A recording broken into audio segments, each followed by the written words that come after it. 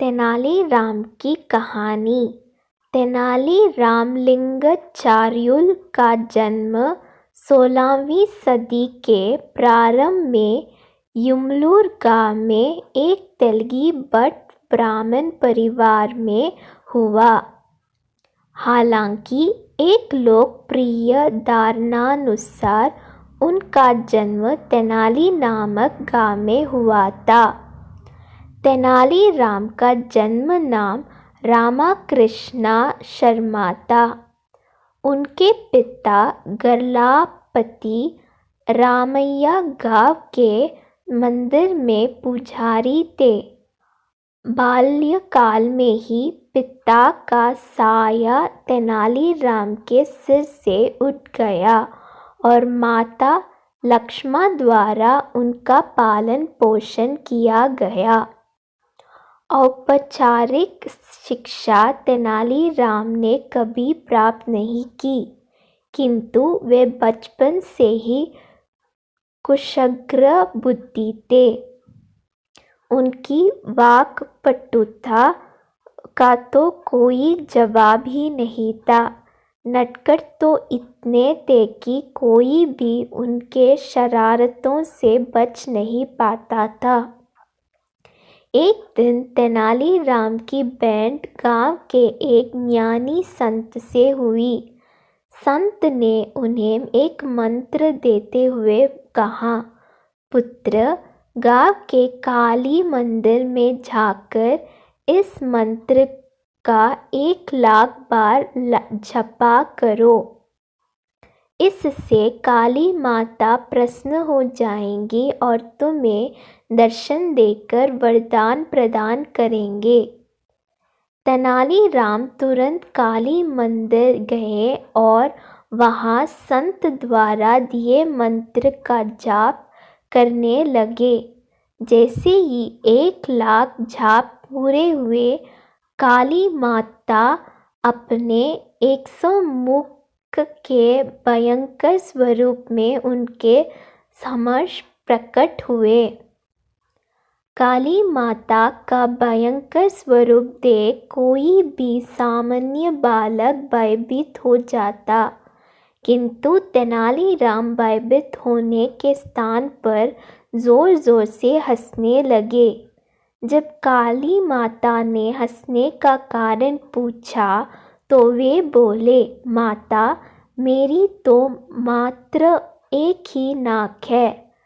जब मुझे जुकाम हो जाता है तो मैं तो परेशान हो जाता हूँ। आपके तो 100 मुख होने के कारण 100 नाक है और हाथ मात्र 2। मैं सोच रहा हूँ कि ऐसे में आप क्या करती होंगी। तेनालीराम के हंसमुख स्वभाव और बाल सुलभ बातें सुनकर काली माता हंस पड़ी और बोली, पुत्र, मैं तुम्हें वरदान देती हूँ कि भविष्य में तुम विकट कवि के रूप में प्रसिद्ध होगे। तुम्हारी बातें हर किसी का मनोरंजन करेंगी। वो तो ठीक है माता, लेकिन इससे मुझे क्या प्राप्त होगा? आप मुझे कोई और वरदान दीजिए। तेनालीराम बोले। तब काली माता हाथ में 2 कटोरे लेकर तेनालीराम से बोली, पुत्र, इन 2 कटोरों में से एक में ज्ञान है और दूसरे में धन। मैं तुम्हें दोनों में से एक चुनने का अवसर प्रदान करती हूँ। काली माता की बात सुनकर तेनालीराम सोचने लगा कि जीवन में ज्ञान और धन दोनों ही आवश्यक है। यदि दोनों ही वरदान मिल जाए तब कोई बात है। तेनालीराम को विचार मंगन देख काली माता बोली, क्या बात है पुत्र, किस कटोरे का चुनाव करना है, ये समझ नहीं आ रहा। ऐसी बात नहीं है माता, चुनाव करने के पहले मैं बस एक बार दोनों कटोरे अपने हाथ में लेकर देखना चाहता हूँ। से तेनाली दोनों वरदान प्राप्त कर लिए। माता क्षमा करना, जीवन में ज्ञान और धन दोनों ही अवश्य है, इसलिए मैंने दोनों ले लिए। जब तेनालीराम ने भोलेपन से ये बात कही तो काली माता हंसने लगी। पुत्र, मैं तुम्हें दोनों वरदान देती हूँ। जीवन में तुम कई सफलताएं प्राप्त करोगे, किंतु ध्यान रहे कि तुम्हारे मित्र तो होंगे ही, शत्रु भी कम ना होंगे, इसलिए होशियार रहना। इतना कहकर काली माता अंतर्ध्यान हो गए।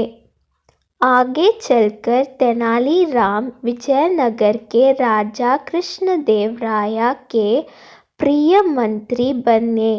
उन्हें लोगों का बहुत स्नेह प्राप्त हुआ और धन संपदा की भी कमी न हुई, किंतु उसके जीवन में शत्रु भी बहुत रहे जो उनके विरुद्ध षड्यंत्र रचते रहे।